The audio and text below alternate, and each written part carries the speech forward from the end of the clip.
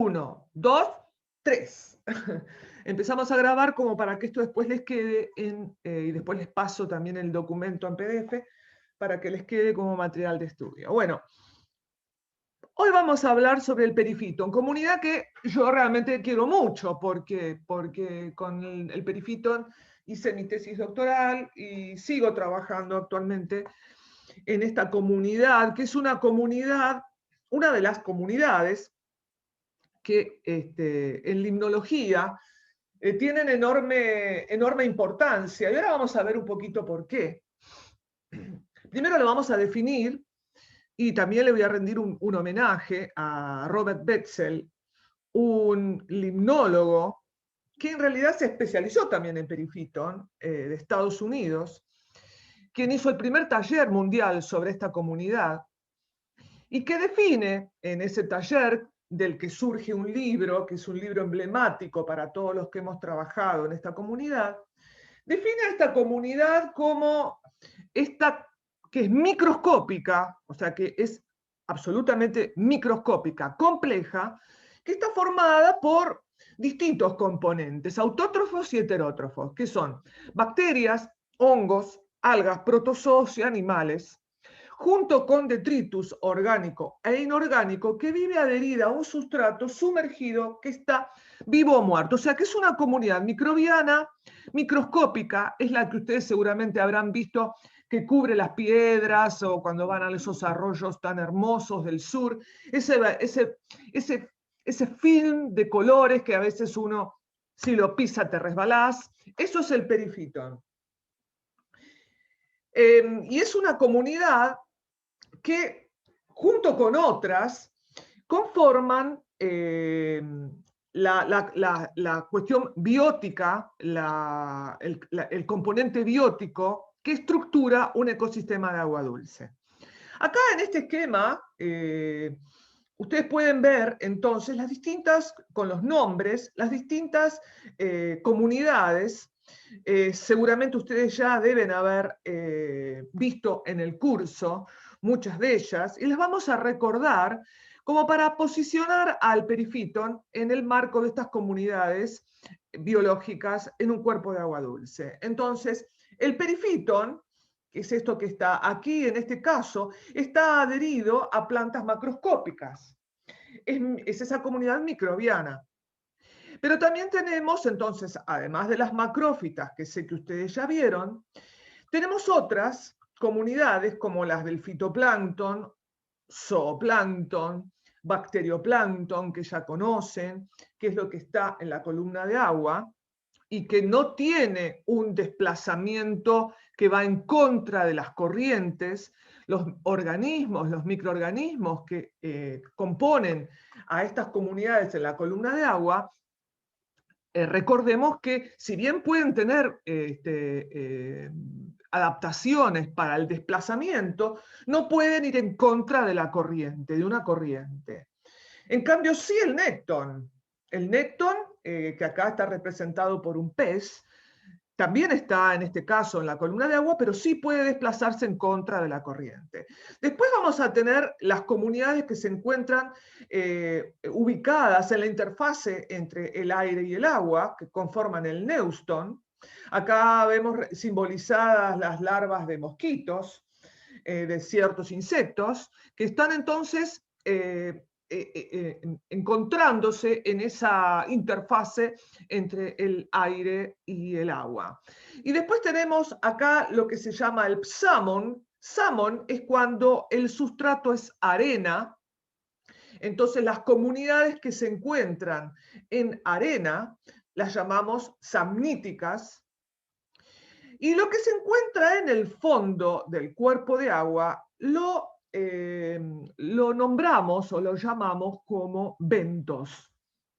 Las comunidades, cuando hablamos de comunidades bentónicas, también recordemos que pueden ser componentes autótrofos y pueden ser también componentes heterótrofos. Lo mismo que las samníticas. Y ahora vamos a ver otras que están en este cuadro. En este cuadro, acá están representados, y vamos a ver, con ejemplos de algas, de géneros de algas. Pero en realidad, estos nombres en realidad también involucran, estas comunidades involucran también no solo a la fracción algal, sino que también, como les mencioné antes, a la fracción de bacterias, a la fracción de flagelados incoloros, por ejemplo, es decir, a todos los componentes también heterótrofos. Entonces acá, bajo el nombre de Periphyton, podemos entonces encontrar a un gran grupo llamado de herpobentos o a un grupo llamado de aptobentos. Y es algo que quisiera aclarar, que tiene que ver con las cuestiones de la terminología. Muchas veces la terminología acá son nombres que probablemente les incomode o les moleste tener que estudiarse esos nombres. Pero en realidad los nombres están dando información muy valiosa porque tiene que ver, en este caso de las comunidades que viven adheridas, tienen que ver con dos características importantes, que son el tipo de sustrato en donde se encuentran asentados y si se encuentran por encima de ese sustrato o si se encuentran por dentro de ese sustrato, y ahora lo vamos a ver. Que es, sepamos si está por encima o si está por dentro, o si sepamos también qué tipo de sustrato, si es un sustrato inorgánico como es una piedra, o si es un sustrato orgánico como es una planta, también da una idea, el nombre, da una idea de la interacción y de determinadas cuestiones estructurales y funcionales que tienen la comunidad microbiana adherida, ya que no es lo mismo estar adherido sobre una piedra inorgánica que estar adherido sobre una planta macrófita, que obviamente el intercambio entre la comunidad microbiana y la comunidad, y el sustrato es distinto. Entonces acá tenemos, dentro del gran nombre llamado Periphyton, muchos otros, que en este caso tienen que ver con, recuerden, esto está ejemplificado solo para la parte de algas. De hecho, acá figura como fototróficos y mixotróficos, pero en realidad también hay heterotróficos, ¿sí? En donde tenemos que está el herpobentos, cuando es la comunidad que vive adentro o sobre los sedimentos. O puede ser aptobentos cuando viven sobre o dentro de sus superficies sólidas. Si nos vamos al herpobentos, que es sobre sedimentos, dependerá del tipo de sedimentos el nombre. Entonces hablamos de epipelon cuando viven sobre sedimentos limosos, sedimentos de fondo flojos, esos sedimentos cuando uno va por ejemplo, al Tigre, tal vez ustedes se han metido en esos maravillosos riachos del Tigre, han pisado el fondo, y es ese fondo limoso. Eso, todo lo que vive por encima de ese limo se llama epipelon. Pero lo que vive por dentro de ese limo es endopelón. Y cuando hablamos de arena, cuando el sedimento es más grueso, entonces hablamos de samón. Y acá figura el endosamón, porque está puesto, en este caso, fíjense que el samón está, ahora lo vamos a ver, que está ubicado tanto como sedimentos, como está también ubicado como superficies sólidas, porque los granos de arena pueden considerarse como esa fracción de sedimentos, pero también puede considerarse como un sustrato sólido. Entonces, en este caso, al samón lo encontramos dentro de los herpobentos como endopsamón, es decir, lo que se encuentra, lo que crece y se desarrolla entre los granos de arena, por ejemplo, en el fondo. Y también hablamos del metafyton. El metafyton es una comunidad que es macroscópica, es decir, uno la ve a ojo desnudo, pero en realidad está formada por millones de filamentos microscópicos, de algas microscópicas como Spirogyra, Mungiotia, Cygnema. Es lo que tal vez ustedes han visto en los costados de ciertos remansos, no solo en riachos, sino que también en estanques, en lagunas, que forman matas de algas que las pueden tomar con la mano y que a veces en el momento de fuerte fotosíntesis se llenan de burbujas y esas matas quedan como flotando arremansadas en los rincones del cuerpo de agua. Esa comunidad, perdón, macroscópica, pero formada por algas microscópicas, se llama metafitón.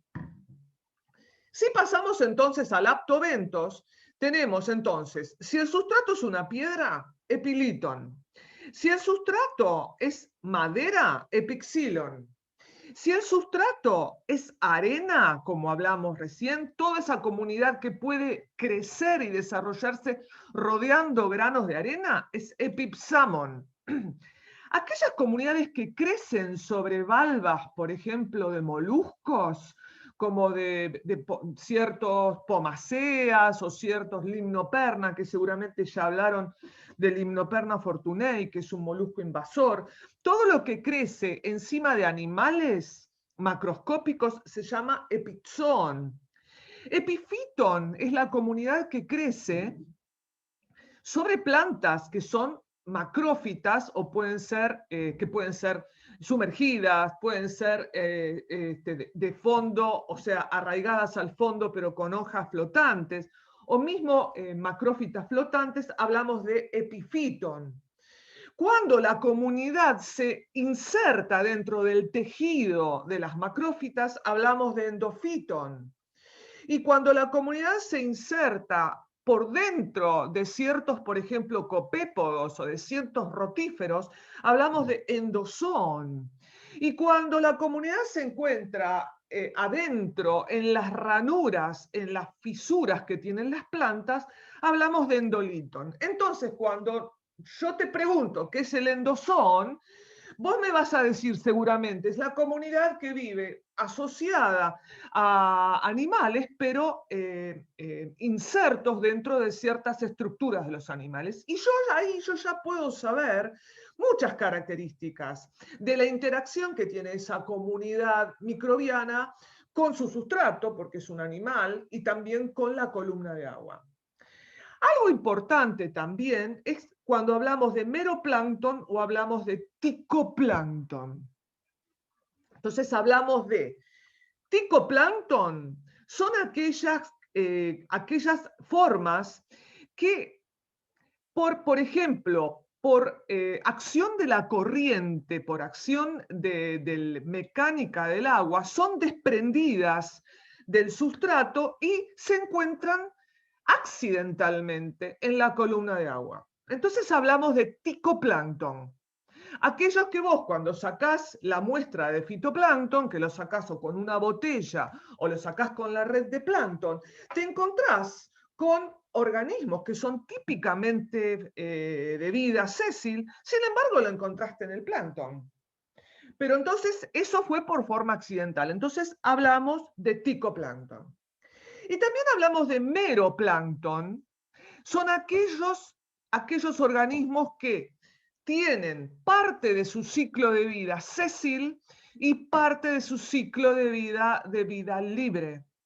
Entonces, ahí estamos hablando de meroplancton. ¿Por qué? Porque cuando tomás la muestra de fitoplancton o tomás la muestra de plancton, encontrás partes, o sea, encontrás organismos que tienen una fase, por ejemplo, puede ser una fase de zoosporas o una fase de determinadas estructuras que se encuentran en vida libre y versus otra parte que están adheridas. Algo importante que también quiero destacar es que últimamente se utiliza el término biofilm. Ustedes van a poder encontrar el término perifitón o biofilm. En realidad, biofilm es un término más moderno, llamémosle, porque fue definido en el año 2000 aproximadamente, cuando Betzel lo hizo mucho antes.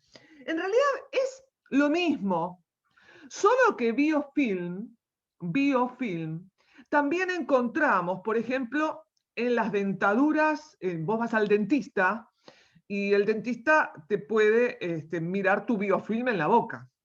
O si vas a un gastroenterólogo, puede analizar el biofilm de tus intestinos.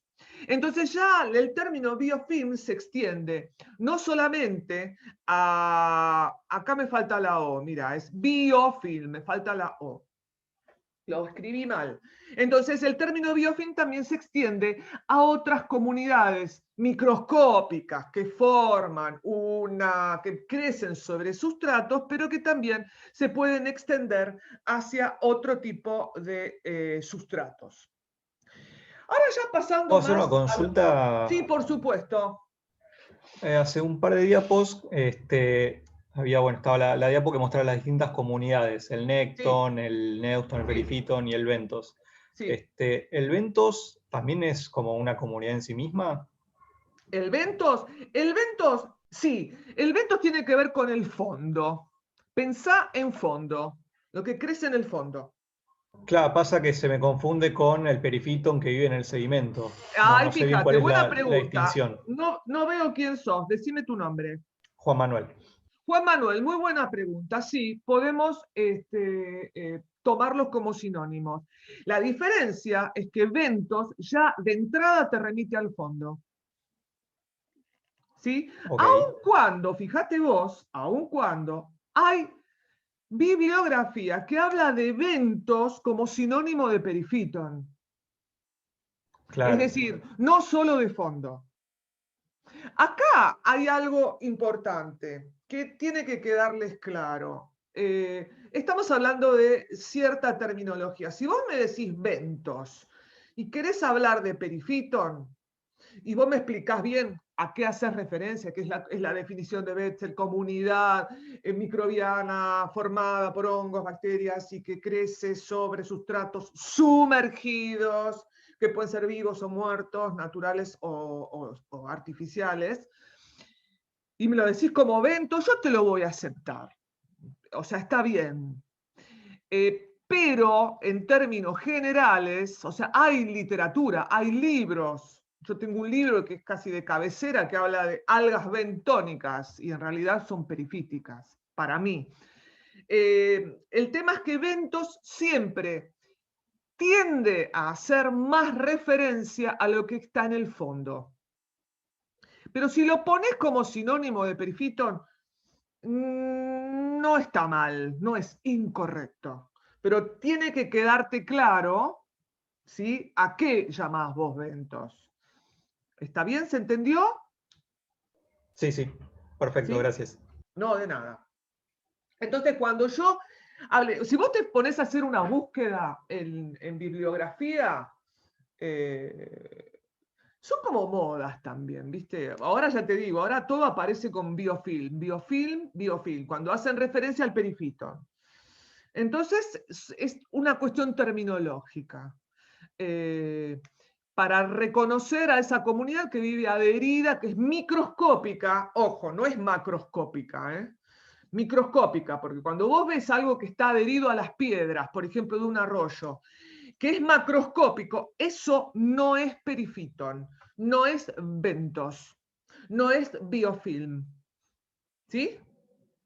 Entonces, Sí, sí. bueno, esas son, digamos, disquisiciones un poco terminológicas, bentos versus perifiton. Pero yo lo voy a llamar como perifiton, en homenaje básicamente al que lo describió y al que desarrolló esta línea y que le puso relevancia y que ahora pasa a ser una comunidad con igual o en algunos casos más importancia que otras, más, digamos, más estudiadas. Ahora vamos a ver un poquito por qué hay diferencia en la cantidad de estudios de una comunidad con respecto a otra.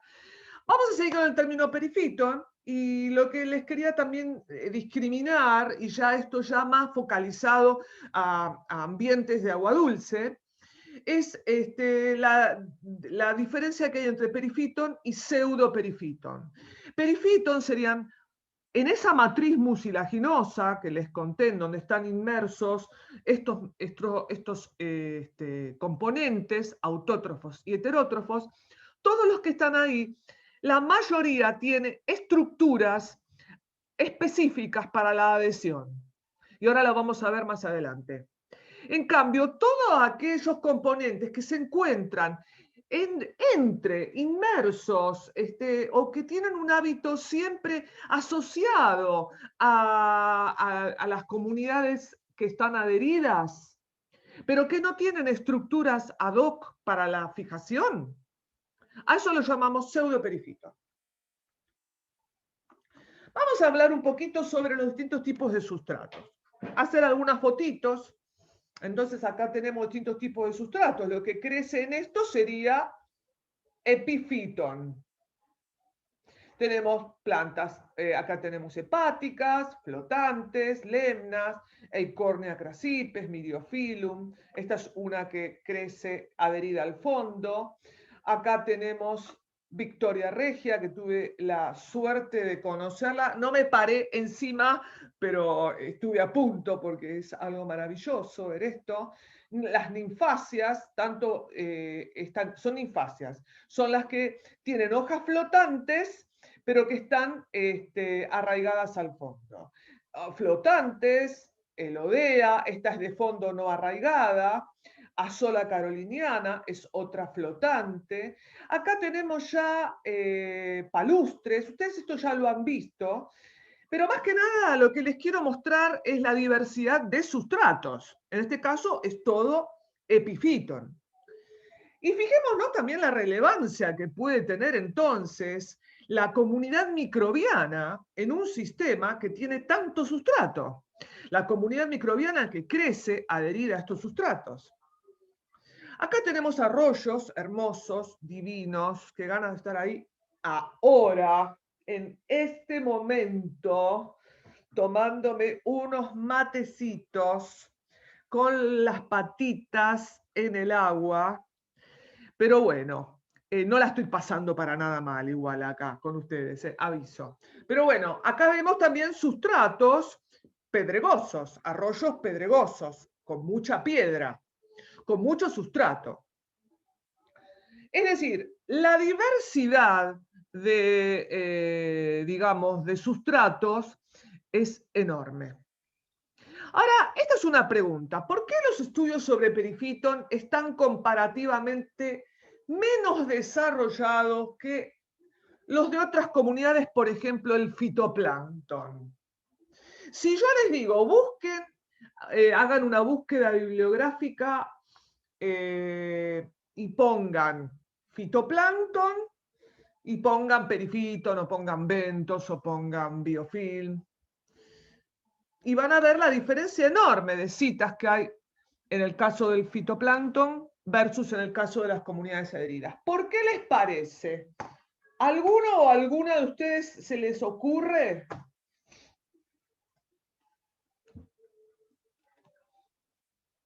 Pueden decirme que no, porque yo no lo estoy viendo ahora. ¿A nadie se les ocurre? Yo creo que quizás puede haber más de fitoplancton porque se considera que tiene un rol ecológico más importante. Esa es una respuesta.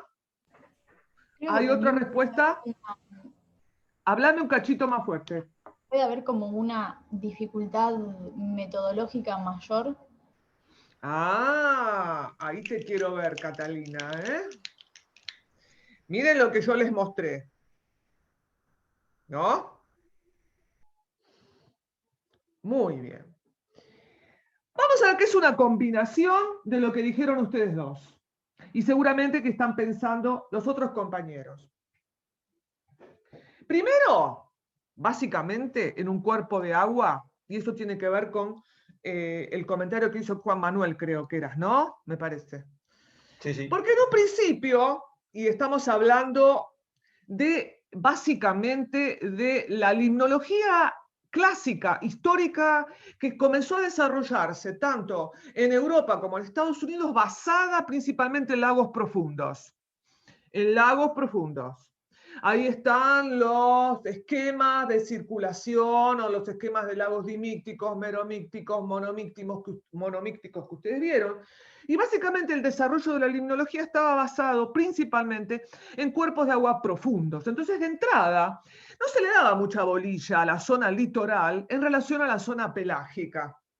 Entonces, tal como mencionaste al principio, se pensaba que el rol, entonces, por supuesto, de las comunidades de la columna de agua era mucho más importante que todo lo que creciera en la zona litoral, en donde están los sustratos más expuestos a la acción de la luz, con un mayor, por supuesto, desarrollo de la fracción autotrófica cuando tiene acceso a la luz. Esa es una.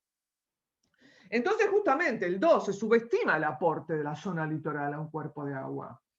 Pero ¿qué pasó con el desarrollo de la limnología, con el estudio creciente y sobre todo lo que vino con explorar otro tipo de sistemas, como son las lagunas, que ustedes seguramente ya algo manejan, los que son las lagunas poco profundas, en donde ya la zona litoral en relación a los cuerpos de agua, a la zona litoral en relación a la zona pelágica, ya cambia un poco. Y por otro lado, algo básico, fue lo que mencionó una compañera, que no sé tu nombre, no sé quién fuiste. Creo que fui yo, Ángeles. ¿Ángeles? No escuché. Sí, sí, Ángeles. Ángeles. Bueno, ¿qué dijo Ángeles? Ángeles dijo una cosa muy importante también. La dificultad metodológica y logística que trae aparejado el estudio de una comunidad, que ustedes saben cuál es la definición de abundancia, por ejemplo, de un organismo o de una población. Es número de individuos por unidad de, por ejemplo, de hábitat. Si están hablando de fitoplancton, es número de individuos por mililitro. Pero si ustedes están hablando de individuos que viven adheridos a un sustrato, tienen que hacerlo como número de individuos por unidad de superficie, por centímetro cuadrado, por milímetro cuadrado, por metro cuadrado, no sé. Entonces, ahí viene el principal problema. ¿Cómo determino la superficie de sustratos tan complejos como los que les mostré? Entonces, todo el desarrollo cuantitativo de esta comunidad es mucho más complejo que el de otras comunidades.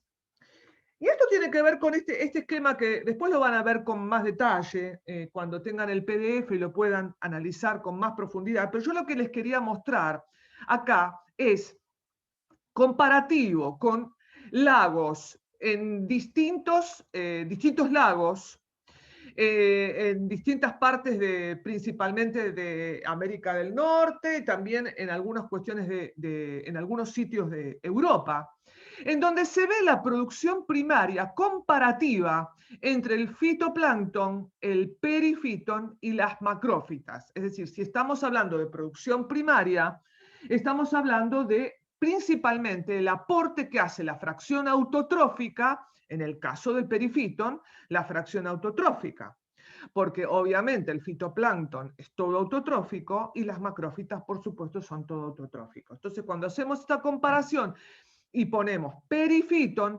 recordemos que el perifiton tiene una fracción autotrófica, pero también tiene fracción heterotrófica. Este trabajo hace una comparación entre el fitoplancton, el perifiton en producción primaria y las macrófitas.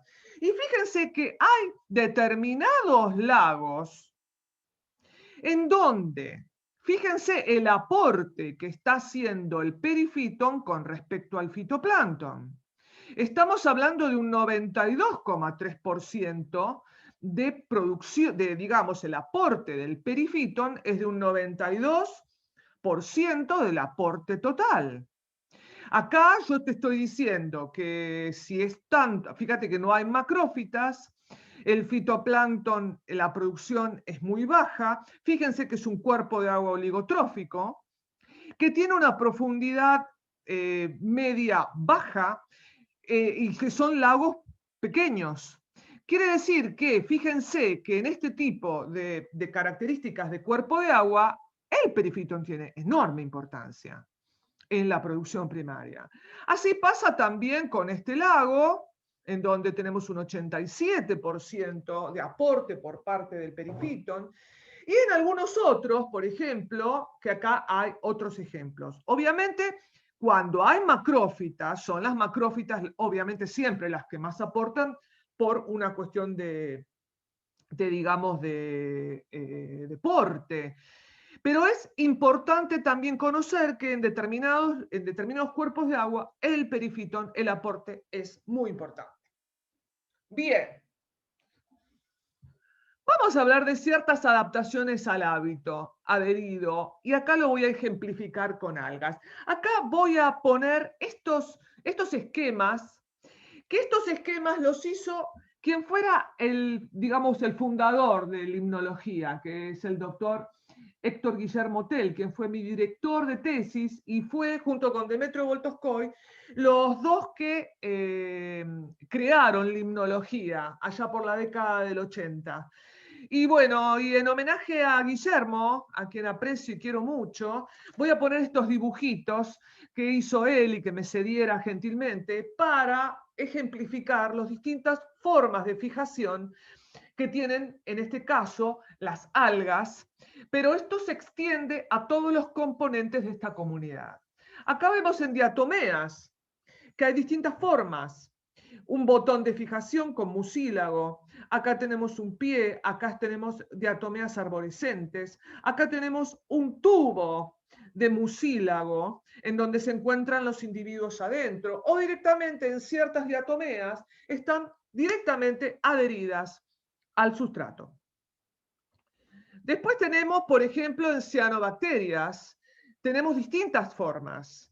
También, fíjense que hay comunes denominadores. El común denominador es que hay que adherirse, porque así como el fitoplancton, la consigna de los organismos del fitoplancton en algas o en plancton en general es no hundirse, hay que evitar el hundimiento, y ustedes han visto toda una enorme batería de adaptaciones para que los organismos no se hundan.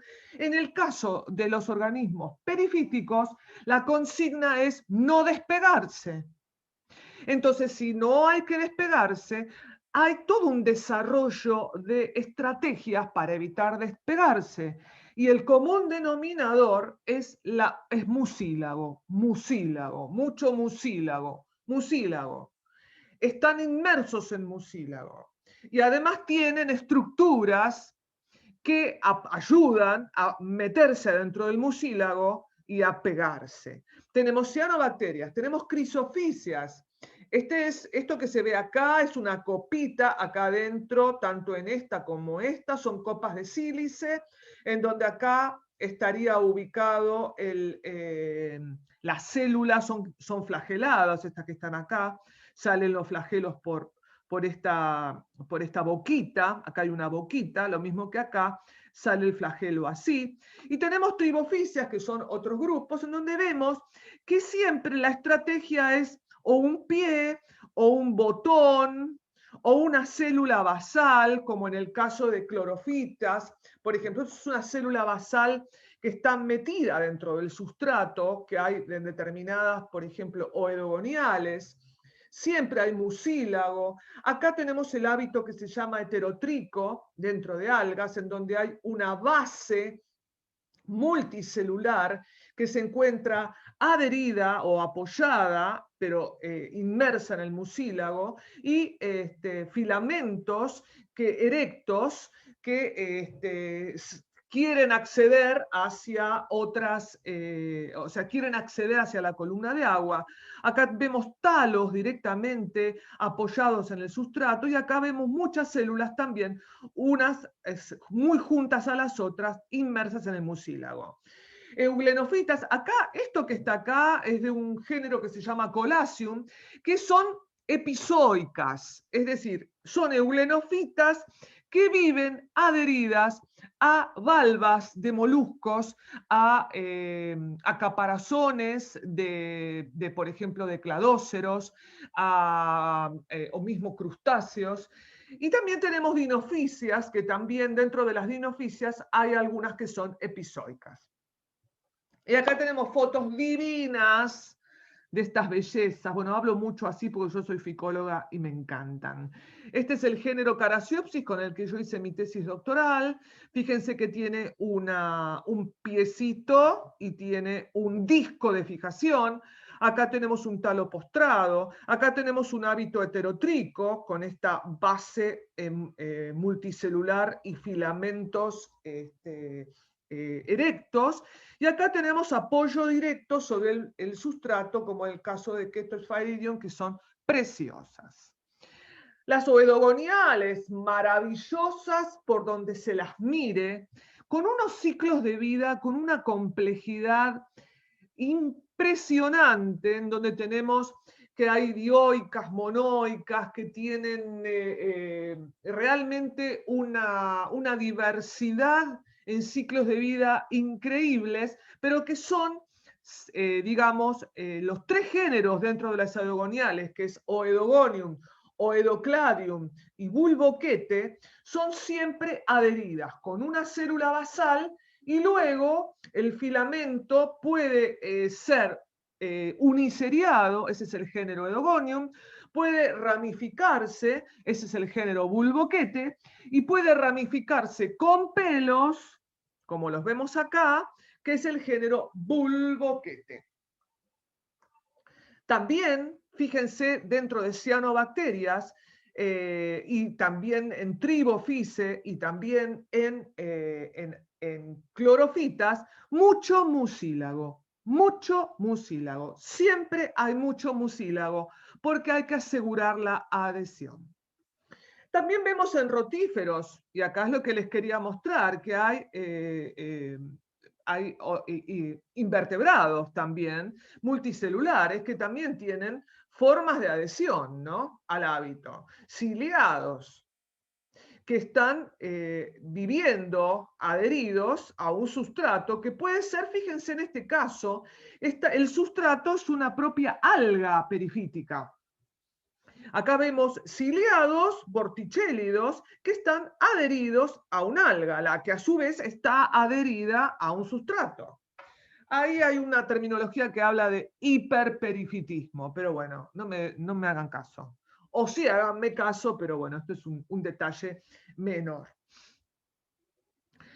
Algo importante es esto que está acá. Esto es importante. Porque esto pone de manifiesto cuáles son las interacciones funcionales, de alguna forma, que tienen los organismos que se encuentran en esta matriz mucilaginosa. Acá hay un sustrato, que es una macrofita. Es una planta. Estamos hablando de epifitón, en donde vemos una matriz mucilaginosa que puede ser desde 1 a 2 milímetros de espesor. Y acá vemos la columna de agua. Y acá está la clave de esta comunidad. Esta comunidad, las fuerzas que la modulan, que la modelan, que determinan su estructura y funcionamiento, son dos. Una fuerza es la interacción que tiene la comunidad con el sustrato, y la otra fuerza es la interacción que tiene la comunidad con la columna de agua. Por ejemplo, el fitoplancton tiene solo la interacción con la columna de agua. Todo lo que modela al fitoplancton está dado por la interacción con la columna de agua. En cambio, las comunidades adheridas tienen doble comando, tiene doble interacción. Entonces, es más que relevante las características del sustrato, porque si el sustrato es orgánico, como en este caso, y si está vivo, existe un intercambio claro, en este caso de nutrientes, entre la comunidad y el sustrato.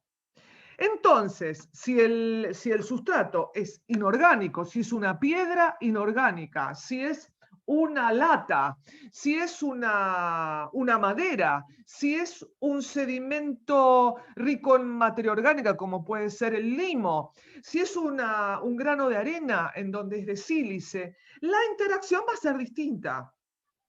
Es por eso digamos, la discriminación terminológica entre epífiton, epipsamon, epipelon, epixilon.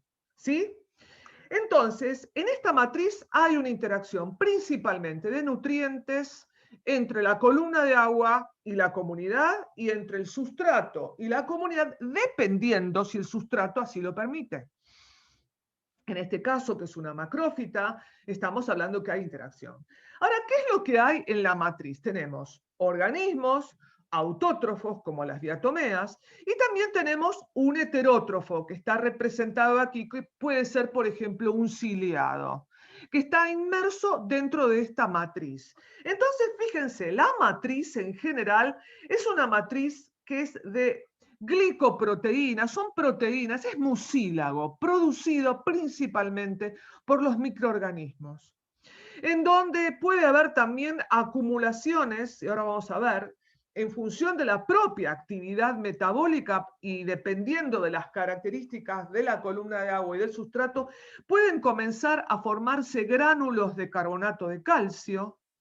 Fíjense los frústulos de sílice de diatomeas muertas.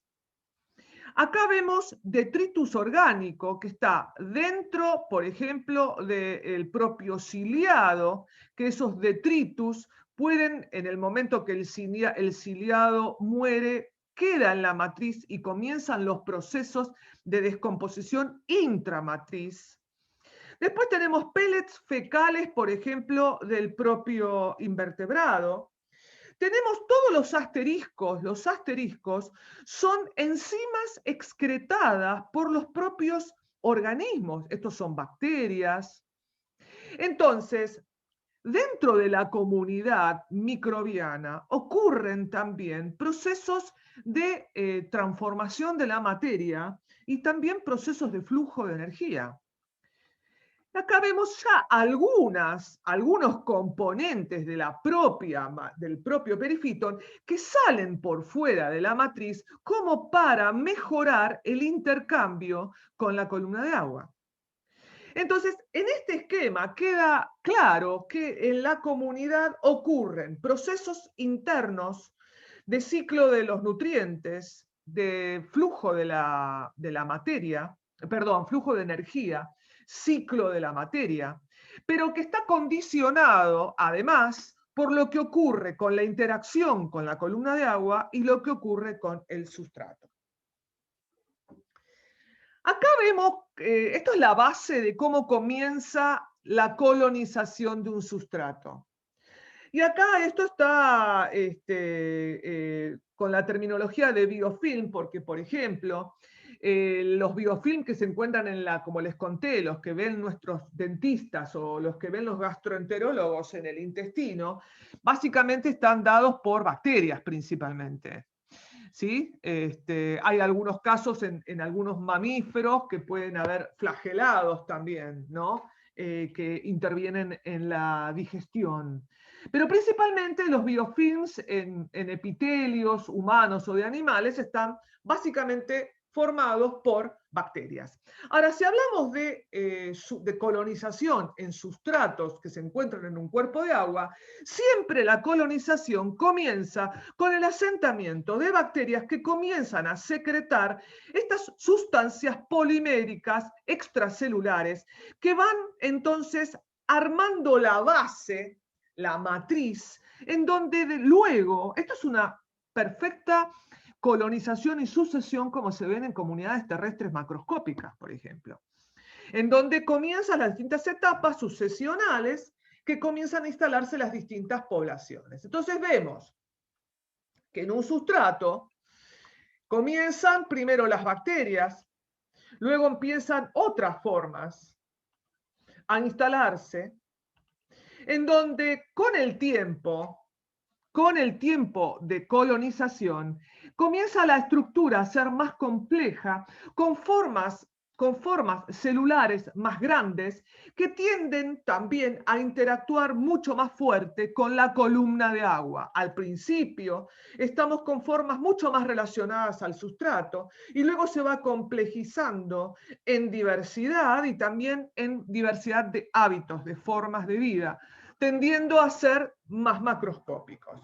Acá es lo mismo, siempre relacionado con las algas, en donde son las distintas etapas que están ejemplificados acá con géneros de algas. ¿Cuáles son los factores que condicionan la colonización? Y esto es importantísimo, porque con esto después hacemos un mini descansito. Esto yo les cuento que se utiliza mucho el tema del perifitón en peritajes en criminalística, se utiliza para todo lo que es limnología forense. La limnología forense es todo lo que tiene que ver con forense, tiene que ver con cuestiones que han sido judicializadas. Por supuesto, uno piensa que tiene que ver exclusivamente con cuestiones de asesinatos o con cuestiones de crímenes, pero no. Cualquier tipo, por ejemplo, en nuestro laboratorio nosotros fuimos peritos en una causa que se dio con el tema de las pasteras que se instalaron en el río Uruguay. Eso estaba judicializado, es decir, nosotros hicimos limnología forense al estar estudiando distintos aspectos del río Uruguay relacionados con una causa judicial. Entonces, vamos a hacer así. Hacemos un pequeño descansito de 5 minutos y después seguimos con lo que nos queda. ¿Les parece? Muy bien. Bueno. Yo los vuelvo a llamar.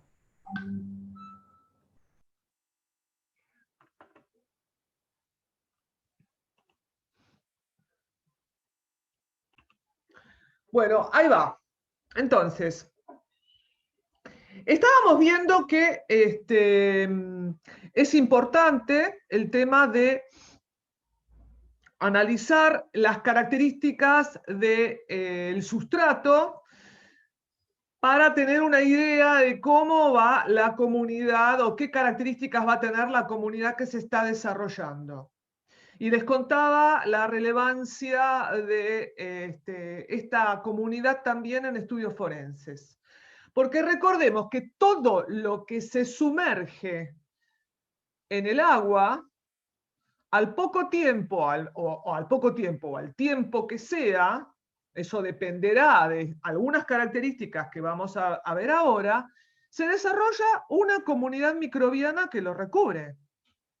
Entonces, si se cae un zapato en el agua, si se cae un celular al agua, si se cae un auto en el agua, si se cae cualquier objeto inorgánico u orgánico, vivo o muerto, en determinado tiempo comienza a desarrollarse una comunidad microbiana. Es por eso que esta comunidad, y lo vamos a ver después en estudios digamos, de utilizar esta comunidad como bioindicadora, es muy relevante porque te puede dar una idea del tiempo de inmersión que tiene determinado sustrato, estudiando la comunidad adherida. Bueno, entonces, ¿cuáles son los factores que condicionan la colonización?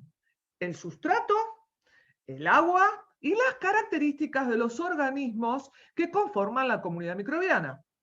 Entonces, el sustrato va a depender de la textura, o sea, digamos, de qué es el sustrato, si es metal, si es un sustrato natural, si es una planta, si es un grano de arena, lo que fuere, de su rugosidad, es decir, de la microtopografía, de la hidrofobicidad, es decir, de las características ya digamos, de la fase de contacto entre el sustrato y el agua, es decir, si las características del sustrato hacen que sea hidrofóbico o hidrofílico, ¿sí?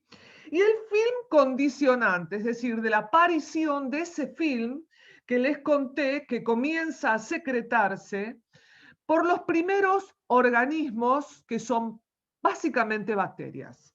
Es decir, el desarrollo del film condicionante en el sustrato. ¿Cuáles son las características del agua? Principalmente velocidad de la corriente. La velocidad de corriente es un factor mecánico.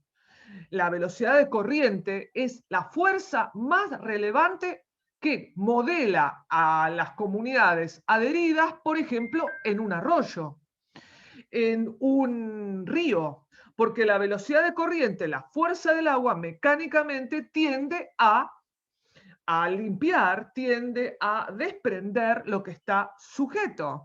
Entonces nosotros vamos a encontrar comunidades microbianas en cuerpos de agua lóticos con velocidad de corriente grande, en donde hay mucho más mucílago. Ahí se forman lo que se llaman los algal mats, en donde son matas muy compactas de filamentos, de algas que se mezclan entre sí, y hay otros organismos que se incluyen dentro de esa matriz de algas, y todo eso muy compacto con mucho mucílago. ¿Por qué? Porque hay que pelearle a la fuerza mecánica de la velocidad del agua, o del caudal, digamos. Entonces también el pH, obviamente, la temperatura, los iones, esto tiene que ver con los nutrientes, y la presencia de agentes antimicrobianos, es decir, si puede haber, por ejemplo, que ahora lo vamos a ver, sustancias que las vamos a llamar alelopáticas, sustancias alelopáticas que, por ejemplo, sintetizan macrófitas, que son sustancias que liberan al agua para evitar que se le pegoteen microorganismos en su superficie. Son, digamos, herramientas que tienen las macrófitas que producen estas sustancias con gasto de energía para evitar, por ejemplo, la competencia por luz o por nutrientes, ya que todo lo que se le pega a la macrófita le está haciendo sombra y además le está captando nutrientes. Entonces hay determinadas macrófitas que generan lo que se llama sustancias alelopáticas, que creo que seguramente ustedes ya algo de esto vieron cuando hablaron de macrófitas o cuando hablaron de equilibrios alternativos, el modelo de Sheffer. Bueno, y las propias células, las características de las propias células.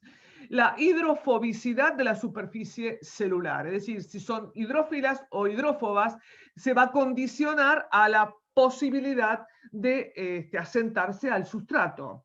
Presencia de filamentos, presencia de flagelos y obviamente la capacidad de ciertos grupos que tienen de generar mucus, mucílago. Obviamente van a estar muchísimo mejor adaptadas al hábito sésil aquellos géneros de algas, por ejemplo, que tienen gran cantidad de mucílago, que tienen células de adhesión con mucho mucílago. Entonces, estos son los condicionantes para que se puedan adherir. Esto es algo interesante que tiene que ver con. Ya nos estamos aproximando también a formas de metodológicas de estudiar esta comunidad y que tiene que ver con qué aproximaciones podemos hacer para estudiar la estructura y también hacer como inferencias funcionales. Esto que está acá es un esquema y que cómo están representados las distintas fracciones por variables que ahora las vamos a definir y que tienen que ver con lo siguiente. Esto que está acá en marrón es el sustrato.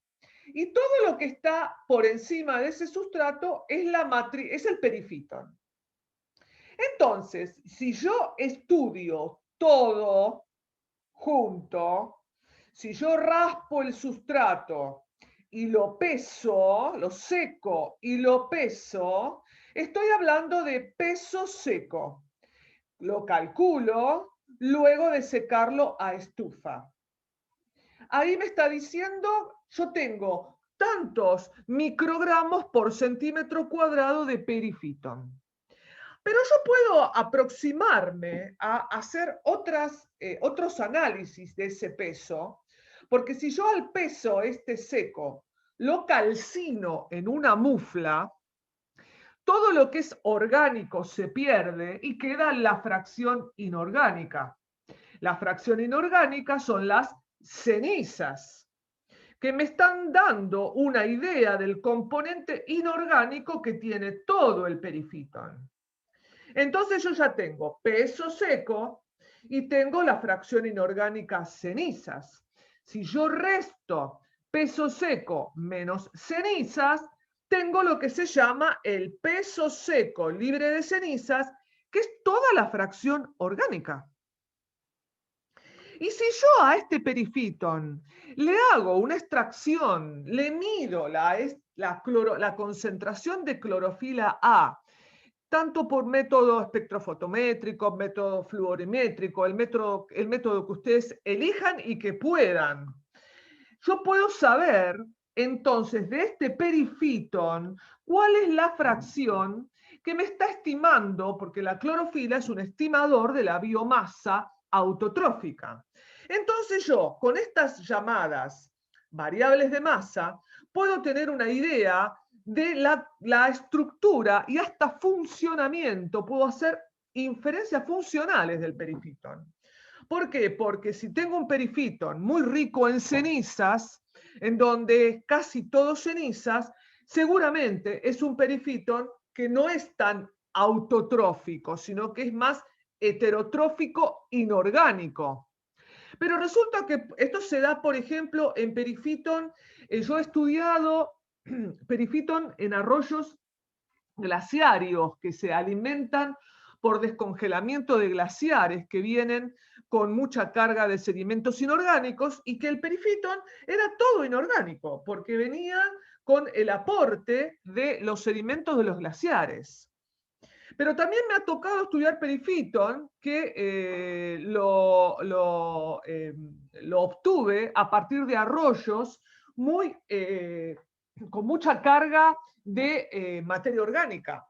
Por ejemplo, arroyos contaminados por materia orgánica. Entonces, tengo muy poco de inorgánico y tengo muy poco de orgánico, pero principalmente heterotrófico. ¿Y cómo lo calculo el heterotrófico? Hago el cálculo entre, bueno, a ver, ese peso seco libre de cenizas lo relaciono con la clorofila A. Es decir, con estas sencillas, porque son realmente sencillas, formas digamos, metodológicamente hablando, de calcular las distintas fracciones, yo puedo tener una apreciación de la estructura general y hacer inferencias funcionales de la comunidad. ¿Puedo hacer una consulta? Sí, claro. A la hora de trabajar con el perifitón, Sí. como el primer paso sería calcular la clorofila, porque ¿El no sé primer si paso? después la estufa o la mufla, eso después influyen No, sobre la concentración de clorofila. claro, muy buena pregunta. El tema es así. Si vos tenés una muestra que la mandaste a estufa y después la calcinaste, obviamente no podés calcularle la clorofila A. ¿Sí? Entonces, Claro. lo que se hace en ese caso, está muy buena la pregunta, yo tomo la muestra, raspo el sustrato de una superficie determinada y lo que hago, la fracciono en dos alícuotas. Con una alícuota hago toda la extracción de clorofila. Y con la otra alícuota la llevo a estufa y lo calcino. ¿Está bien? Ok. Y después ahí, obviamente, hago cuentas, porque tengo que, la alícuota fue dividida en dos, eso ya tiene que ver ya con los cálculos que haces para llevarlo a superficie, a unidad de superficie. Muy bien. Perfecto. ¿Cuáles son entonces las fases de crecimiento y de pérdida naturales con respecto al tiempo? Esto que estábamos hablando de colonización y sucesión, que tiene que ver con un esquema, digamos, muy general. Y acá tenemos una variable de biomasa, puede ser peso seco, puede ser concentración de clorofila A, puede ser peso seco libre de cenizas, es decir, la variable que estimen ustedes más representativa a la hora de hacer este análisis con respecto al tiempo. Y vamos a ver que existe una fase de crecimiento, de colonización y sucesión, hasta llegar a un punto, que es el punto de máxima biomasa, que se da en un tiempo de máximo crecimiento. Y luego viene, este tiempo puede permanecer o puede comenzar a decaer con lo que se llama una fase de pérdida, dada principalmente por un decaimiento autogénico. ¿Qué quiere decir autogénico? La propia comunidad, no por fuerzas dadas, por ejemplo, por la velocidad de corriente o por fuerzas mecánicas que hagan desprender a la comunidad, sino esto es un desarrollo autogénico, es lo que le pasa a la comunidad sin fuerzas mecánicas externas, hasta llegar a la senescencia. Este tiempo puede variar. Yo me acuerdo que estuve en un taller hace años en Brasil, en donde el taller, una de los días que trabajamos era hablar sobre este tiempo, el tiempo de máximo crecimiento. Y comparábamos, por ejemplo, el tiempo de máximo crecimiento en Brasil, en un lago en el medio del Amazonas, el tiempo de crecimiento que se da en latitudes medias, como por ejemplo lo que puede ser las lagunas pampásicas, o lo que puede ser el tiempo de crecimiento en un lago o en una laguna en la ciudad de Corrientes. Es decir, este tiempo va a depender de muchas características dadas, principalmente por los factores que habíamos visto antes, que son básicamente el tipo de sustrato y las características de la columna de agua. Los factores entonces, como para ir resumiendo, que modulan a la comunidad, que tienen que ver con aquellos que aumentan la biomasa versus aquellos que hacen perder la biomasa para generalizar, hablamos que el aumento de biomasa está dado principalmente por factores que tienen que ver con nutrientes, con luz y con temperatura. Luz básicamente para la fracción autotrófica. Vamos a encontrar que con alta biomasa la tendencia es encontrar formas mucho más macro, de formas más grandes, de organismos más grandes, que tienden a tener pericelos, que tienden a tener, a ser grupos filamentosos. Si hablamos de bulboquete, que eran esas pseudogoniales que podían tener pelos, generalmente los pelos son más largos, porque la tendencia es ir a la búsqueda en la columna de agua de más nutrientes. Dentro de los factores de pérdida de biomasa, por supuesto, vamos a encontrar los dados por los disturbios o por el propio pastoreo, ya que hay mucha fauna ictícola, todo lo que tiene que ver, por ejemplo, el sábalo, el famoso sábalo, que seguramente ya creo que, no sé si vieron el trabajo práctico, tal vez lo van a ver pronto, de ictioplancton, en donde el sábalo es un pez emblemático de la cuenca del... Perdón, pero tengo una gata chiquitita que me está haciendo desastres. Discúlpenme que interrumpa. Bueno, la tengo acá conmigo, aguántenme. Bueno, les decía que el sábalo, que es emblemático de toda la cuenca del Plata, porque es la base del resto de la ictiofauna, de tanto el río Paraná como el río Uruguay. El sábalo tiene una fase de crecimiento, o sea, se alimenta en todo lo que es la zona ya de la desembocadura del río Paraná y del río Uruguay. Es un bicho anádromo, se va a reproducir a las nacientes del río Paraná y del río Uruguay, pero ya después las larvas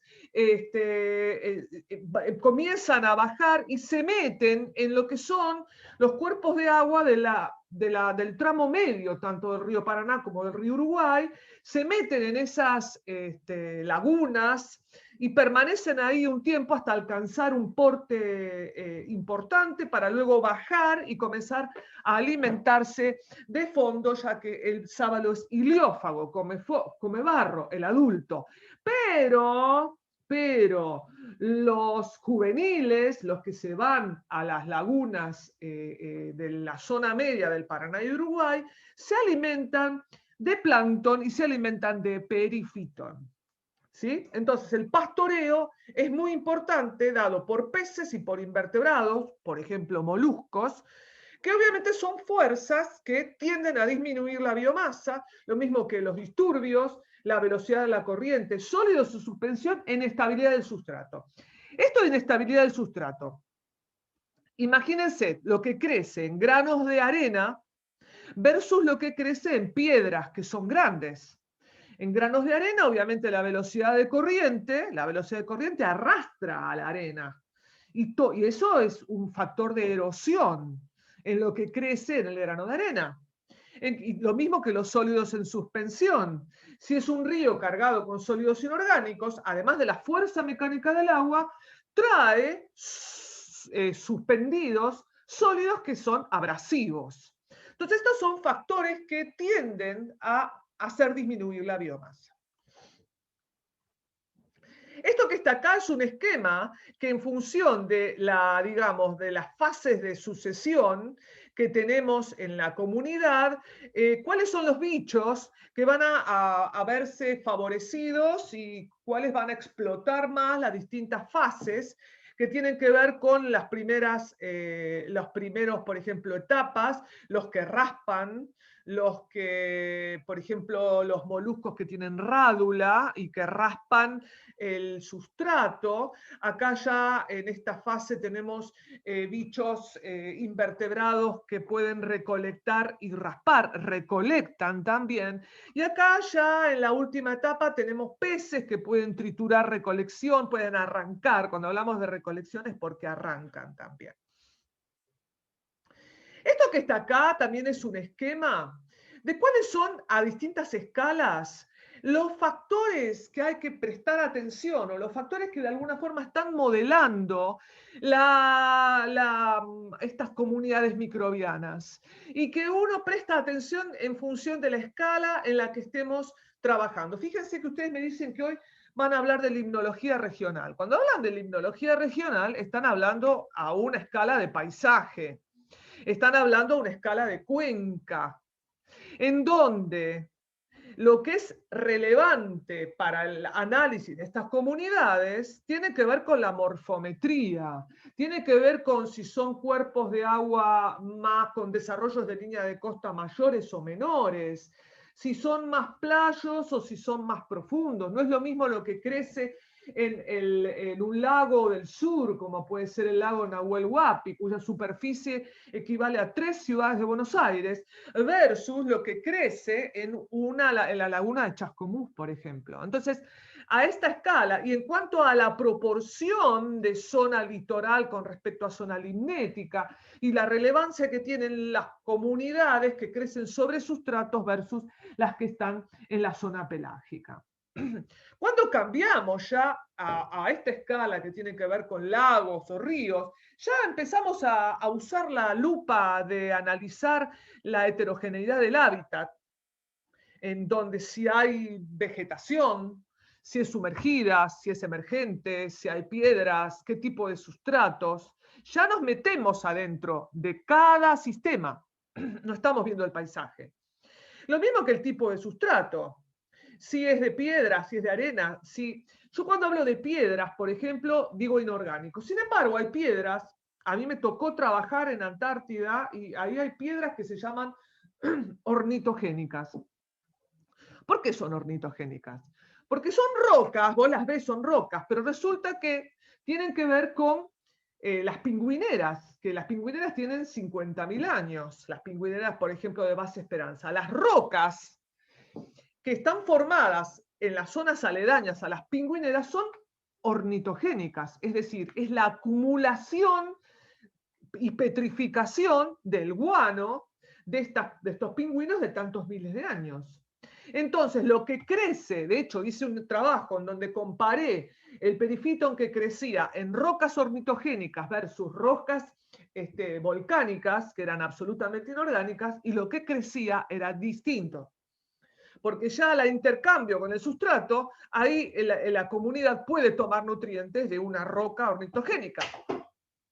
Bueno, y ya cuando pasamos a una escala fina, ya estamos metiéndonos dentro de la matriz, entonces ya empezamos a ver las interacciones bióticas que vimos recién, en cuanto a la interacción con el fitoplancton, en cuanto a la competencia principalmente con el fitoplancton, y en el caso de los herbívoros, en el factor dado por la predación. Ahora bien, vamos a hablar de algo importante, que esto ha generado el mayor desarrollo de esta comunidad, que fue llegar a un acuerdo y decir, bueno, vamos a estudiar esta comunidad con sustratos artificiales. ¿Qué es esto de los sustratos artificiales? Los sustratos artificiales, como la palabra lo indica, son, digamos, estructuras que están pensadas, armadas, diseñadas por los investigadores, que se sumergen en el agua y que después, con una característica morfológica conocida, con una superficie conocida, con una composición conocida, y que uno lo deja colonizar y lo deja llenarse de esta comunidad y luego estudiarla. Tiene enormes ventajas. Permite estudiar rápidamente los ritmos de colonización, permite estudiar interacciones entre poblaciones. Acá está la palabra de no contaminación, no me gusta esa palabra, después la voy a sacar, porque no estamos hablando de contaminación. El término contaminación significa otra cosa. En realidad tenemos que hablar de no interacción por parte del sustrato, porque vos te liberás y estudias solo lo que le pasa a la comunidad con respecto a la columna de agua. Y después te permite aplicar técnicas para estimar biomasa sencillamente. ¿Por qué? Porque puedo sencillamente calcular la superficie de lo que estoy raspando. Imagínense ustedes tener que calcular la superficie de lo que crece en las raíces de una planta flotante. Es bastante más complejo. Y permite facilitar el diseño, la metodología, porque yo puedo determinar cuándo lo pongo, cuándo saco el sustrato, puedo decir, bueno, quiero ver qué es lo que crece en tal punto, por ejemplo, antes de la salida de un efluente que yo considero que está tirando contaminantes, entonces pongo ahí pongo sustratos aguas abajo, entonces yo puedo manipular y hacer experimentos manipulativos muy sencillamente. Pero bueno, ¿de qué lo haces? Lo haces de vidrio, cerámica, acetato, madera, plástico, van a encontrar enorme cantidad. Existen muchos y variados dispositivos que eso va variando en función de lo que el investigador necesite o quiera. Además lo ubicás donde querés, lo ubicás en la zona litoral, lo ubicás, qué sé yo, en la zona pelágica, donde vos lo necesites, en función de la pregunta científica que te planteaste.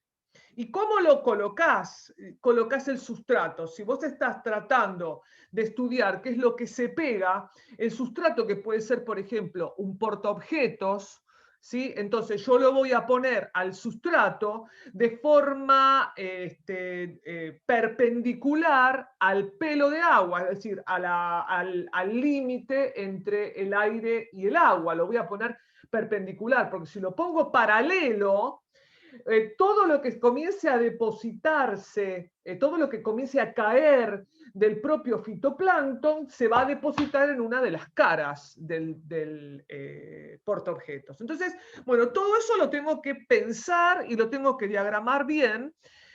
Si yo quiero hacer una experiencia, fíjense acá la variedad que hay de perifitómetros, de sustratos, acá hay piedras que se usan como sustratos, acá hay portaobjetos que se ponen en el fondo.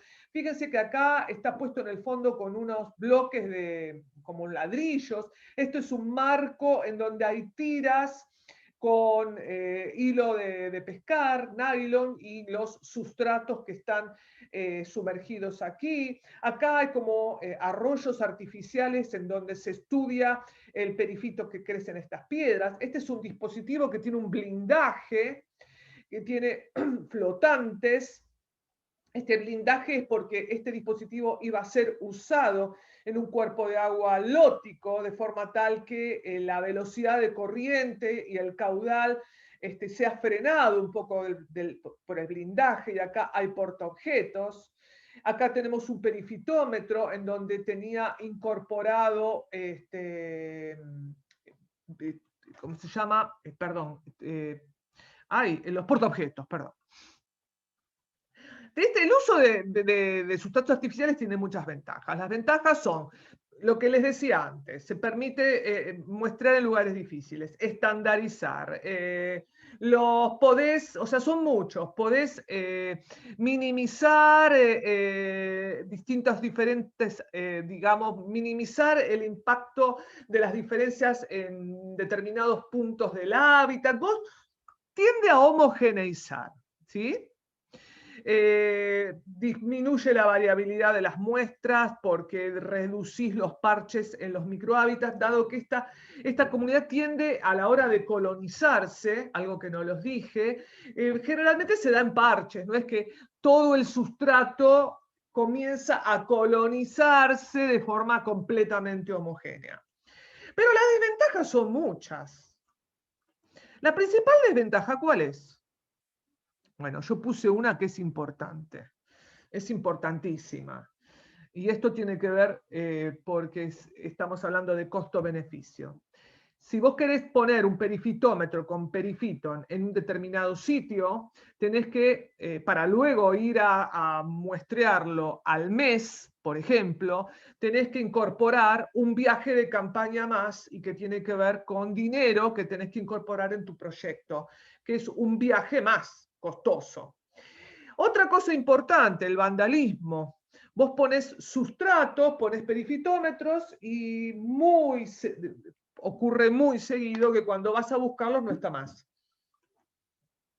Muchas veces pasa que se colocan en sitios tratando de minimizar que llame la atención, o también en sitios que pueden ser en parques, en áreas restringidas, en parques nacionales. Pero alguna cosa importantísima es que deja de existir la interacción entre la comunidad y el sustrato. Y esto puede generar mucha influencia. Lo mismo que la orientación de los sustratos y el tiempo de exposición. Ese famoso tiempo que hablábamos antes, que habíamos visto que puede ser muy distinto en Brasil que, por ejemplo, en la provincia de Buenos Aires. Vos tenés que estar convencido y seguro de que estás, en función de tu pregunta, a qué tiempo estás tomando la muestra. Acá este es un detalle de uno de los perifitómetros que les conté. Acá eran líneas que tenían sustratos que fueron puestos aproximadamente todos de un saque, 12, porque íbamos a hacer un experimento anual. Pusimos 4 de estos en el río Luján. Uno de ellos desapareció en el muestreo 6. En el sexto fuimos a buscarlo y este marco ya no estaba más. Sin embargo, los otros 3 de los otros puntos resistieron y pudimos hacer un estudio anual. Acá, esto que está acá, esta es una becaria que está insertando uno de estos marcos. Esto es como una laguna, está completamente cubierta por plantas flotantes. Y acá tenemos como distintos, esto para mostrarle un experimento que hicimos en unos mesocosmos, en donde el perifitómetro era una estructura que la hicimos nosotros con unos dispositivos para flotación, y aquí había vidrios portaobjetos que fuimos retirando, y acá lo vemos luego de un tiempo cómo se colonizó. Acá vemos los vidrios portaobjetos en otro experimento, y con estos vidrios portaobjetos después raspábamos y hacíamos las distintas mediciones. Ahora bien, ¿es el perifitón que se obtiene en sustratos artificiales igual que en sustratos naturales? Y yo les diría que no, ¿verdad? ¿Por qué? ¿Existe interacción entre el sustrato y la comunidad perifítica? Y yo diría que sí. Sin embargo, algunos autores dicen que sí y algunos autores dicen que no. Pero ¿saben por qué yo creo? Porque va a depender de cuál es la variable de medición que cada uno de estos autores está teniendo en cuenta a la hora de estudiar la potencial interacción entre el sustrato y la comunidad. ¿Por qué? Y ahora vamos a ver lo que describen Emison y Moss. Este es un trabajo emblemático que es del año 80, pero que es uno de los emblemáticos del perifito, en donde describe y proponen el grado de especificidad que hay entre el sustrato y cómo puede, y con el epífito, y puede relacionarse con distintas, justamente, variables que se utilizan a la hora de medir esa interacción. Veamos algo. Por ejemplo, en este trabajo también Moss y Emison y Moss describen lo que hizo Cataño y Calf. Cataño, que es una canadiense que también fue pionera en el estudio de esta comunidad, hizo un experimento metiendo plantas de plástico y comparándolas con plantas naturales de la misma forma. O sea, plantas naturales y plantas de plástico con la misma morfometría de la planta natural. ¿Y qué estudió? Estudió la fosfatasa alcalina. Entonces ahí vemos diferencia. ¿Por qué? Porque resulta que la fosfatasa alcalina que se mide en la comunidad es una enzima que toma fósforo de una fracción orgánica particular. Es decir, si vos ves actividad de la fosfatasa alcalina, estás viendo que ese organismo lo que está haciendo es cortando con esa enzima fósforo, por ejemplo, de un compuesto que tiene orgánico que tiene fósforo.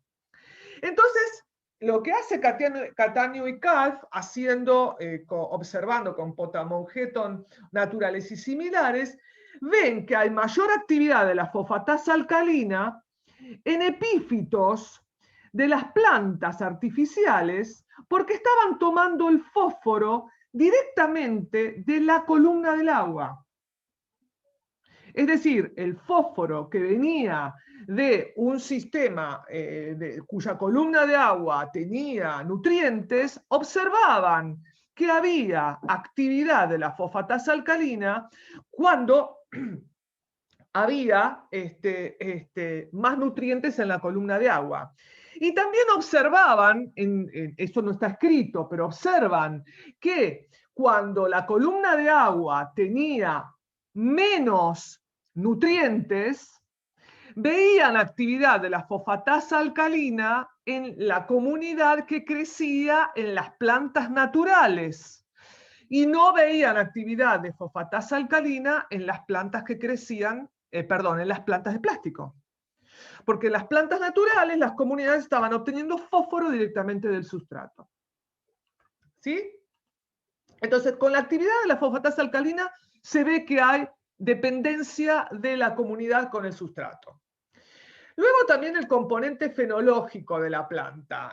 No es lo mismo lo que crece, por ejemplo, en una planta en las partes más viejas de la planta, que en los ápices, una planta sumergida, por ejemplo, en los ápices que son más nuevos. Las partes senescentes de una planta ya comienzan a alargar nutrientes. Entonces acá vemos también que analizando el componente fenológico de la planta sustrato, vemos que hay diferencia entre el perifitón de una parte que crece en una parte vieja de la planta que lo que crece en una parte nueva de la planta. El tema de la producción de sustancias alelopáticas, lo que hablábamos antes. Plantas que producen esas sustancias no permiten el crecimiento algal directamente. Cambios estacionales en el crecimiento de la planta. Acá estamos hablando de ejemplos de sustratos que tienen, además, son vivos y que tienen hay también un cambio natural del propio sustrato. Entonces, no es lo mismo también lo que, y esto viene de la mano del componente de senescencia, el componente fenológico, no es lo mismo lo que crece en un sustrato que recién emerge, una planta nueva, versus lo que crece después de un tiempo en la misma planta. La duración de la exposición es lo que hablábamos antes, del sustrato artificial. en relación a lo que crece en los sustratos naturales. El efecto del ramoneo. Existen algunos invertebrados, por ejemplo, que no ramonean en superficies duras. Entonces, si vos pones un portaobjetos, que es de vidrio, probablemente hay un determinado presión de modelación dado por el ramoneo que no pasa, en cambio sí pasa en el sustrato natural. Después también tenemos lo que es la acumulación del MAR, que es lo que hablábamos antes cuando vimos el esquema de la acumulación de carbonato de calcio. El MAR, digamos, en cuerpos de agua, por ejemplo, muy alcalinos, la propia actividad fotosintética de las algas del perifitón hace que comience a solidificarse carbonato de calcio directamente en la propia actividad de las algas del perifitón, pero también del propio sustrato, que son plantas, hacen que se formen costrones, a veces macroscópicos, de lo que se llama marl, que eso obviamente no ocurre en un sustrato artificial. Y obviamente la microtopografía. Hay algas, por ejemplo, que crecen exclusivamente, el doctor Tell tiene un género, creo que era un género, que describió de unas clorofitas que solamente crecen en la unión de células de las escamas, que se llaman escamas, de un sustrato que es la hepática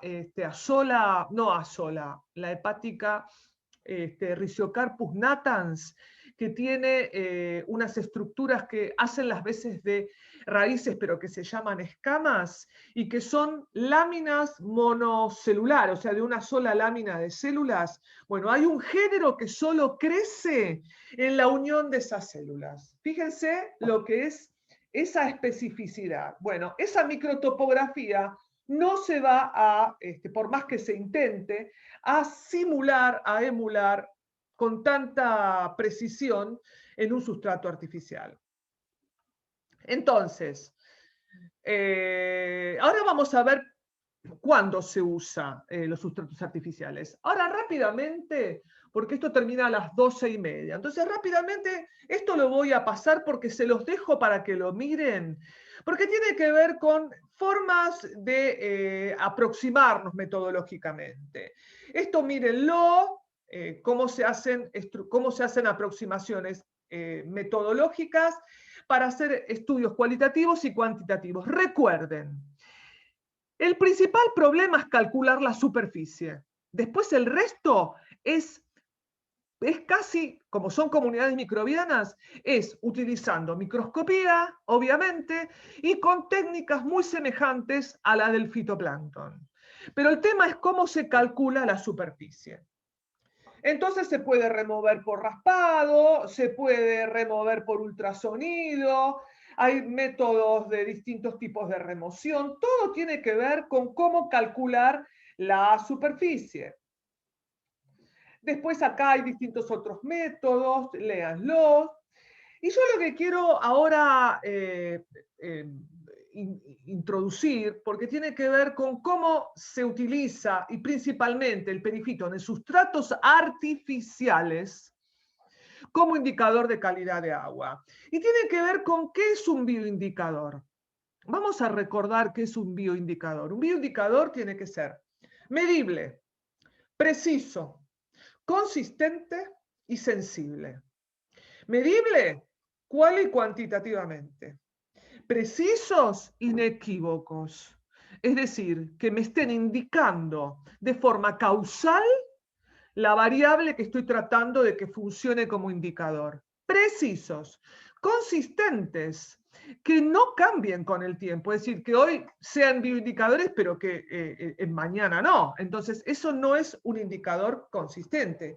Y que sean sensibles, es decir, que varíen cuali y cuantitativamente en función de cómo varía en función, en la dirección de los cambios de la condición a medir.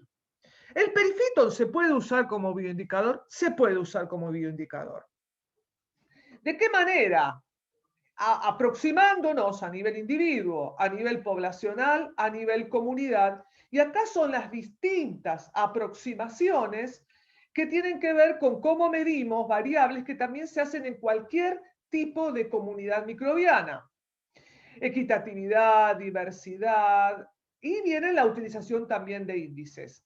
Y esto es algo importante, que tiene que ver con las variables de masa, que yo se las mostré al principio, que eran peso seco libre de cenizas, concentración de clorofila A y cenizas.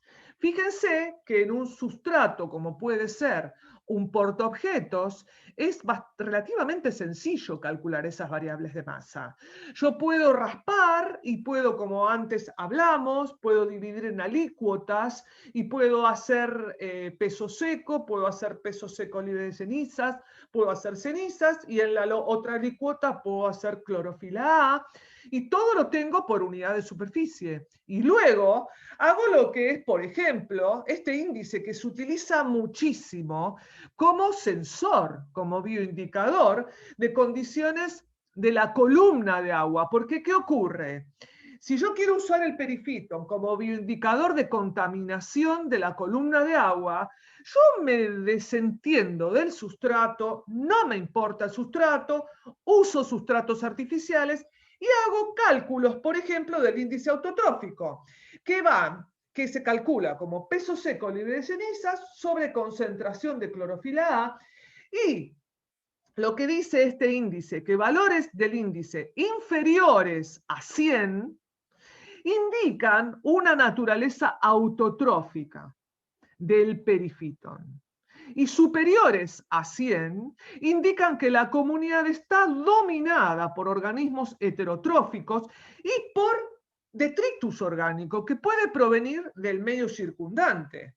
Entonces, si yo tengo, por ejemplo, un perifiton con un índice autotrófico de 80, de 100, 120, porque podemos ser un poco tolerantes, 140, y yo te digo que es un perifiton típicamente autotrófico o que, digamos, está cerca de lo autotrófico, y bueno, te digo que seguramente la columna de agua es una columna de agua bastante transparente que me permite el acceso a la luz, que me permite el desarrollo de la comunidad autotrófica y que tiene poco material orgánico en el agua.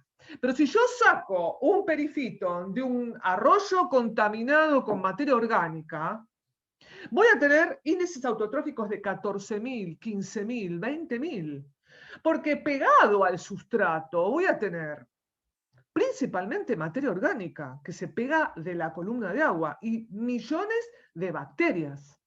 Entonces, esta comunidad es una comunidad que, entre comillas, sencillamente, se puede utilizar como bioindicadora, en este caso, por ejemplo, de contaminación orgánica. Acá yo termino. Puse muchas gracias. Esperen que voy a dejar de grabar. Desde ya, bueno, aprovecho porque esto va a quedar grabado. Les agradezco mucho a ustedes, les agradezco a Limnología y que tengan un excelente fin de curso. Entonces,